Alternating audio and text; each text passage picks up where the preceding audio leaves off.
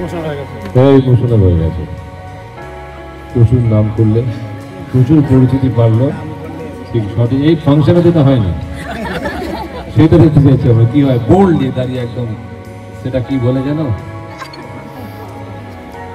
প্রথমেই বলি আমি একদম প্রিপেয়ার না এটার জন্য ছিলাম না। অফিসে থেকে স্যার একদিন বলেছিলেন যে ক্যারেক্টারটা খুব ডান পিটে, এইটুকু আমি শুনেছিলাম। তারপর চলে আসতাম রোজ দাসানিতে সংলাপ বলতে বলতে, কিন্তু বিশ্বাস করুন আমি সবাইকে বলছি আমার কোনো দান নেই, কিছু নেই। কোথায় তাকাবো, কোথায় আমার মুখে চার্জ হবে সেটাও স্যার বলে দেন। তো আমি মনে করি না আমার কোনো দান আছে, আমার শুধু এটুকুই যে উনি যেটুকুনি বলেন সেটুকুনি আমি করতে পারি কিনা, কতটা আমি দিতে পারছি, আমার শুধু এইটুকুই মোটো থাকে। যে সিনটা আমি সকালে পাই, ওই সিনটা উনি যেরকম ভাবে বলছেন আমি সেটুকুনি করতে পারছি কিনা, যেখানে যেখানে যেমন যেমন বলেছেন চার্জ তখন আমি সেটাও কপি করার চেষ্টা করি, ব্যাস এইটুকুই। আর হ্যাঁ, সংলাপগুলো বলি যা হচ্ছে এইটুকু। তো আমি গ্রেটফুল স্যারের কাছে যে, কারণ আমি আগের ক্যারেক্টারটা আমার এটা ছিল না, আর আমি বাস্তবেও এটা নয়। তো আমার মধ্যে যে গীতা আছে, আর আমার যে কোটের ভেতর মুখ চলে আর কোটের বাইরে হাত চলে, শুধু একটা মানুষের জন্য আমি বলতে পারি থ্যাংক ইউ। ভালো কাজ পেয়েছি মাছি দাঁড়ানো। আমি একটা অন্য বিষয়, এটার সঙ্গে ছবি না করলে বেটার। সেটা যদি তন্ময় নাম যেদিন বলা হবে না, নিজে থেকে মুখ থেকে বেরিয়ে আসবে, সেই দিনটার জন্য রেডি হবে, বলবে না কখনো। এটা একজন শিল্পীর সত্তার অপমান হয়। ওকে, গড ব্লেস।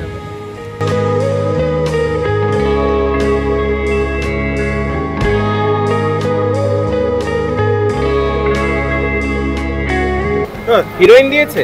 না না, কে বেশি কিপটে সেই অর্থে? এই আমরা কেউ কিপটে না। কেউ কিপটে না? না। যে এতগুলো দিন স্ক্রিন শেয়ার করলে একটা স্মৃতি যদি শেয়ার করতে পারি তাহলে কি বলছো? কি মেমোরেবল?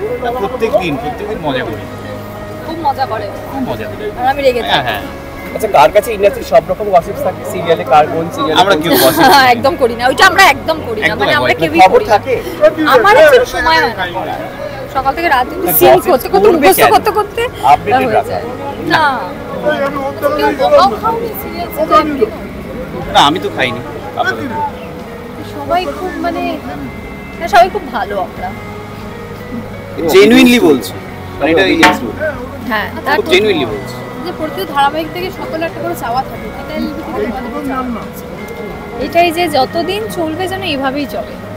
এতটা হিট গীতার সংলাপ, এত হিট, তো স্যার যেন এরকম ভালো ভালো আরও সংলাপ প্রত্যেক দিনই আসে, ভাবি যে ও এটা বেস্ট, পরের দিন আসে ভাবি ও এটা আজকে এটা সব থেকে বেস্ট, ছোট্ট করে দুটো সংলাপ। আর এখানেও আমি সংলাপ বলবো, ওই শটার জন্য আলাদা প্র্যাকটিস করতে হয় না, প্রথম থেকেই করে ফেলেছি। মানে ফসকে তো ভালো সব বেরিয়ে যেতে পারে না, ওটা ঠিকঠাক সব। যতক্ষণ গীতা 9টা সকাল 9টা থেকে রাত্রি 9:28 ততক্ষণ আমার সব বেরোয়। যেই 9:28 হয়ে যায়, যেই আমি হিয়া হয়ে যাই, তখন সব বন্ধ হয়ে যায়, তখন সব বেরোয়। ছোট্ট করে দুটো সংলাপ, ছোট্ট করে। কোটের ভেতর গীতার মুখ চলে আর কোটের বাইরে হাত চলে, খুন জখম রাজধানী চুরি বাটপাড়ি শ্রোতা নিয়ে একটাই নাম, অ্যাডভোকেট গীতা LLB। এই কঠিন মানসিকতাটাকে আজকে স্টেজে দেখলাম, চোখটা একটু নোনতা জলে। কঠিন নয়, একদম কঠিন না আমি। হ্যাঁ, সেটা মানে কোথা থেকে এলো? ওই মানে ওটা ব্যাক অফ দ্য মাইন্ড কি ছিল? না কি বলবো, মানে স্যারের পাশে দাঁড়িয়ে থাকাটা আর স্যারের মুখ থেকে স্যার আমার নামে বললেন, এটাই আমার কাছে অনেক বড় পাওনা। তো ওইটা অ্যাবজর্ব করা ইজ ভেরি ডিফিকাল্ট, সেই মুহূর্তে পারি না। হ্যাঁ, প্রচুর। আগের দিন আমি ওকে ইলাস্টিক দিয়ে মেরেছি। হ্যাঁ, এইরকম চলতে থাকে।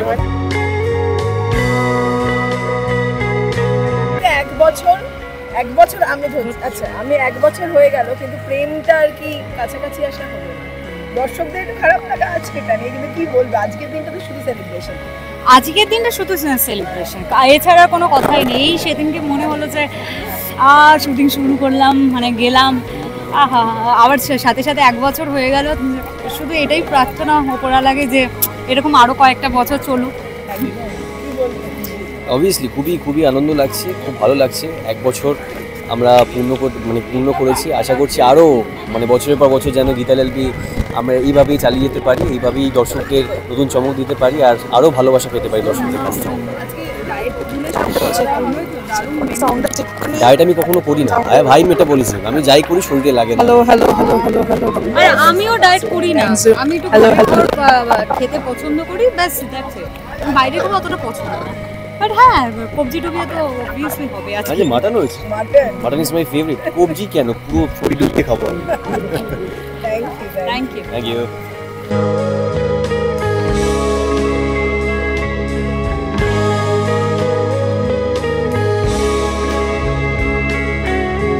এবং তাদের 1 বছর চলার পর একজন প্রথমবার আমরা হিয়াকে ইমোশনাল হয়ে যেতে দেখলাম।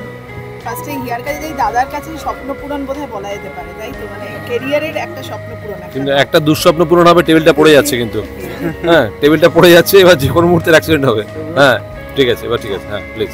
হিয়া কি বলবে, মানে এক ধাপ স্বপ্নের কাছে এগোনো গেল দাদার মাধ্যমে? এক ধাপ না, আমার অ্যাকচুয়ালি আমার লাইফে কোনো ওরকম মোটো নেই যে আমাকে এটা করতে হবে ওটা করতে হবে, এরকম আমার কিছু নেই। তো সেটা যদি আমার বিচার করা থাকতো তাহলে আমি কাউন্ট করতে পারতাম যে আমি আরেকটা স্টেপ উঠেছি, তো আমার সেই উপরের কাউন্টটা নেই, সুতরাং আমার কাছে এটাই এখন সব। নান কি বলবে?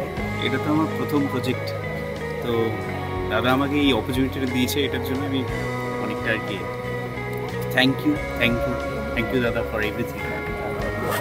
দাদা এই যে নতুনদের একটা বিশ্বাস করে নিয়ে এসে তাদেরকে সত্যি সেই জায়গাটা তৈরি করেন, তারাও করেন এবং অনেকটাই আপনিও কি বলবেন সেটা? না মানে একটা নির্দিষ্ট সময় পরে, বেশ বহু বছর আগে, এটা প্রায় 10 বছর 12 বছর আগে থেকে আমাদের একটা ইয়েই ছিল নতুন নতুন আর্টিস্ট আনা, শুধুমাত্র হিরো হিরোইন নয়, মানে চরিত্র অভিনেতা।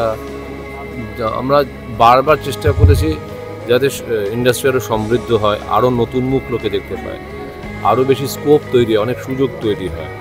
তো ওদের উপর মানে একটা সিক্স সেন্স কাজ করে, কোথাও একটা মনে হয়েছে হিয়া পারবে, বা মনে হয়েছে, আমি বাকিদের নাম বলা উচিত আমি জানি না, প্রচুর এরকম প্রচুর, মানে সংখ্যাটা বোধ হয় একটা বড়, মানে নতুন আর্টিস্ট মানে প্রায় বেশিরভাগ 80% বোধ হয় আমাদের কোম্পানির মাধ্যমে লঞ্চ করেছে, এবং দেখেই মনে হয়েছে এটা পারবেন, এর সঙ্গে যাচ্ছে ঠিকঠাক চরিত্রটা, এবং এটা করেছে।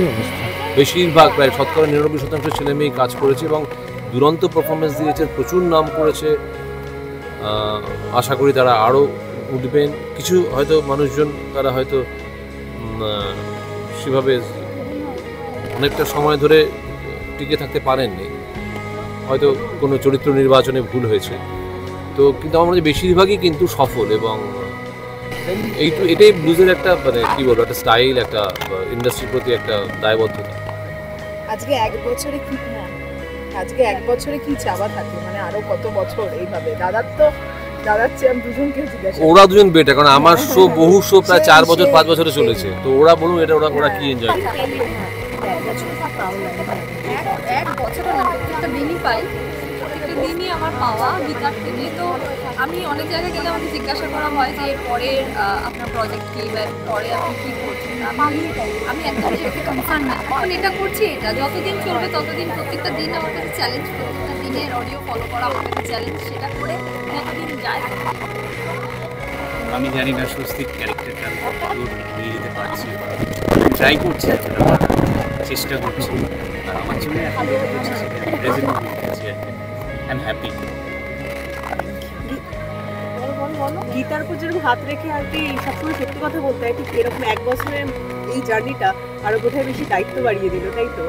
না একদম প্রথম দিন থেকে আমার এতটাই দায়িত্ব ছিল, যেটা 1 বছরের মাথায়।